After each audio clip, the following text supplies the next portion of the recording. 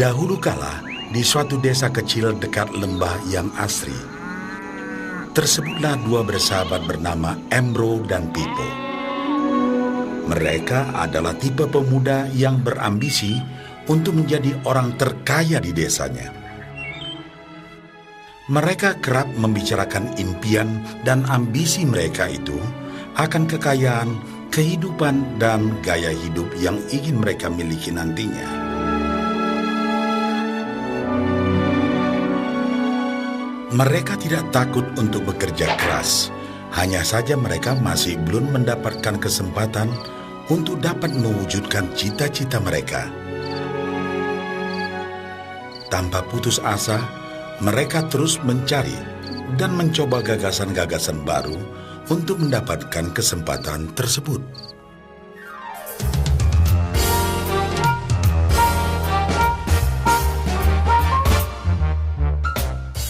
Hingga suatu hari, kesempatan itu pun datang. Desa mereka membutuhkan lebih banyak air. Oleh karena itu, kepala desa mempekerjakan Embro dan Pipo untuk mengambil air dari mata air di gunung untuk dibawa ke tempat penampungan di desa. Mereka akan dibayar sesuai dengan banyaknya air yang dapat mereka bawa. Maka mereka berdua pun menyambut dengan baik kesempatan ini. Embro dan Pipo pun segera melaksanakan pekerjaan tersebut dengan bersemangat. Setiap hari, sejak pagi hingga sore, mereka bergegas menuju mata air dengan membawa ember masing-masing. Mereka bekerja keras untuk membawa air sebanyak mungkin ke tempat penampungan air di desa.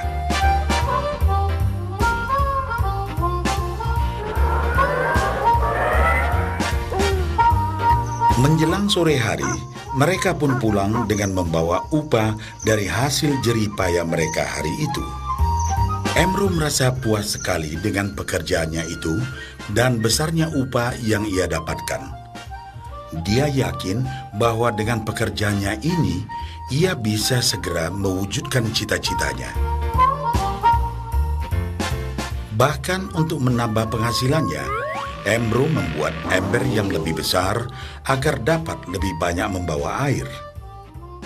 Embro yakin dengan penghasilannya sebesar itu, tak lama lagi ia bisa segera membeli sapi dan memiliki gubuk baru yang ia idam-idamkan.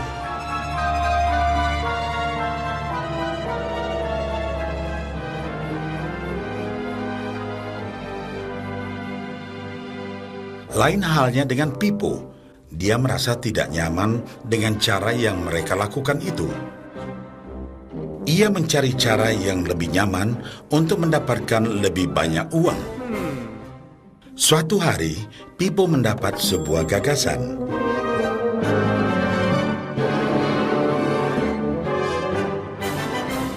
Ia berniat membangun sebuah saluran pipa yang akan mengalirkan air dari mata air langsung ke tempat penampungan air di desa. Dengan saluran pipa tersebut, ia akan mendapat lebih banyak air tanpa perlu lagi membawa ember ke mata air. Ia sangat antusias dengan gagasannya ini. Pipo pun mulai menceritakan gagasannya ini kepada Embro dan mengajaknya bekerja sama. Tetapi Embro tidak sependapat. Ia bahkan mentertawakan gagasan Pipo tersebut karena merasa dirinya mampu mendapatkan lebih banyak uang. Embro pun lebih sering lagi mengambil air dengan ember dan bahkan menggunakan ember yang lebih besar agar dapat membawa lebih banyak air ke desanya. Dengan cara ini, Embro yakin penghasilannya akan meningkat.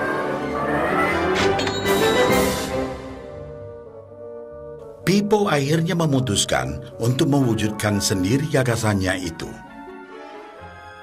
Dia mengerti bahwa tidaklah mudah untuk membangun dan menyelesaikan saluran pipa tersebut. Dibutuhkan beberapa tahun untuk bisa menyelesaikan dan menikmati hasilnya. Namun tekadnya telah bulat. Ia pun tetap bekerja mengangkat air dengan ember setiap hari seperti biasa. Tetapi di akhir minggu dan setiap ada waktu luang, Pipo bekerja keras menggali tanah yang banyak berbatu untuk membangun saluran pipanya. Pada bulan-bulan pertama, hasilnya hampir tidak kelihatan. Orang-orang desa mulai banyak mentertawakan dan mencemooh Pipo. Mereka menjulukinya Pipo si manusia saluran pipa.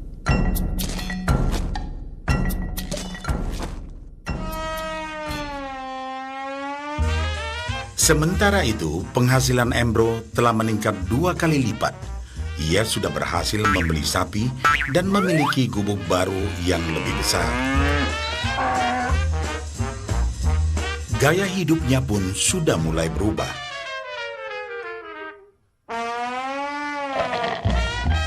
Ia sering menghabiskan waktu sepulang kerja di bar, menikmati hasil jerih payahnya mengangkat ember. Namun, tanpa disadari, badan Embro kini mulai jadi bungkuk karena begitu beratnya ia harus mengangkat ember besar setiap hari. Raut mukanya pun terlihat kelelahan.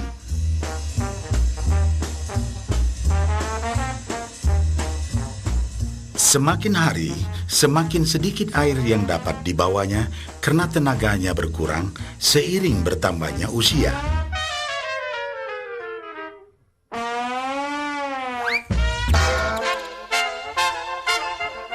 Bulan berganti bulan, tahun berganti tahun. Dan akhirnya, Pipo berhasil menyelesaikan saluran pipanya.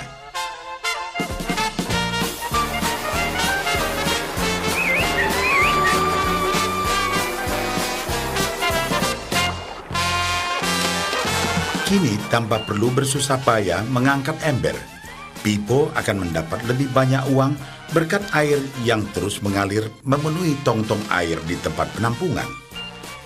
Air terus mengalir tanpa henti, bahkan saat ia tidur, makan, ataupun saat pergi berlibur. Pipo pun puas dan bangga. Berkat tekad dan kerja keras, kini penghasilannya pun mengalir tiada henti, seiring aliran air di saluran pipanya.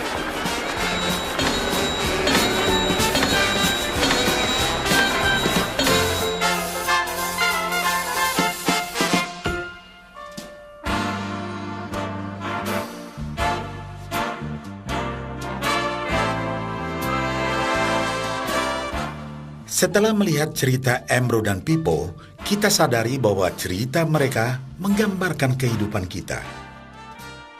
Pekerjaan yang dilakukan mereka melambangkan apa yang dilakukan kebanyakan orang dalam mendapatkan penghasilan. Embro mendapatkan penghasilannya dengan cara menggunakan ember. Ia harus pulang pergi mengisi embernya dari mata air ke desa untuk ditukarkan dengan uang. Untuk meningkatkan penghasilan, yang dilakukan Embro adalah dengan cara lebih rajin pergi ke mata air dan juga memperbesar ukuran embernya.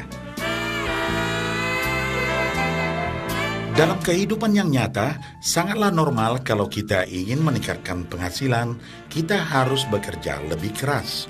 Misalnya, dengan bekerja lembur atau mungkin mendapatkan pekerjaan tambahan.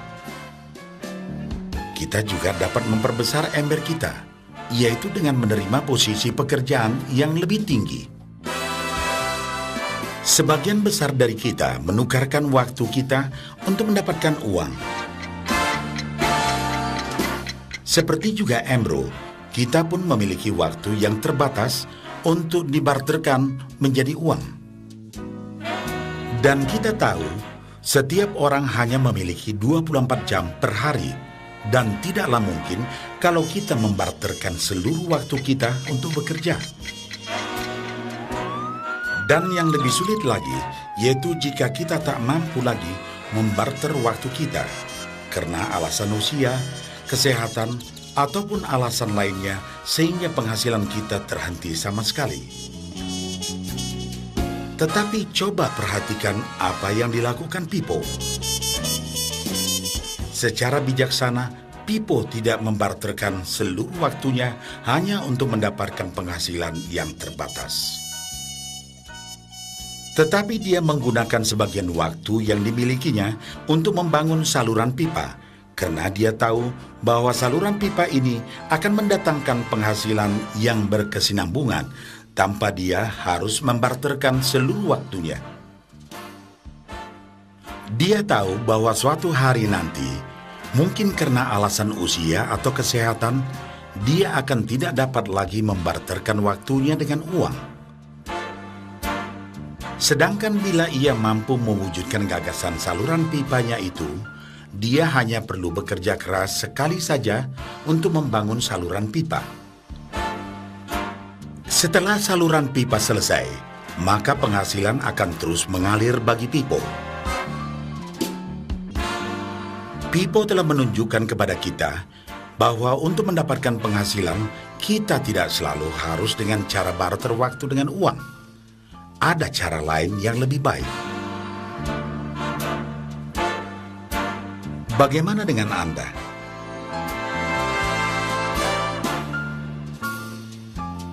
Apakah Anda masih seperti Embro yang membarterkan waktu Anda untuk mendapatkan penghasilan? Atau Anda ingin mengikuti jejak Pipo dengan mulai membangun saluran pipa untuk mendapatkan penghasilan yang berkesinambungan?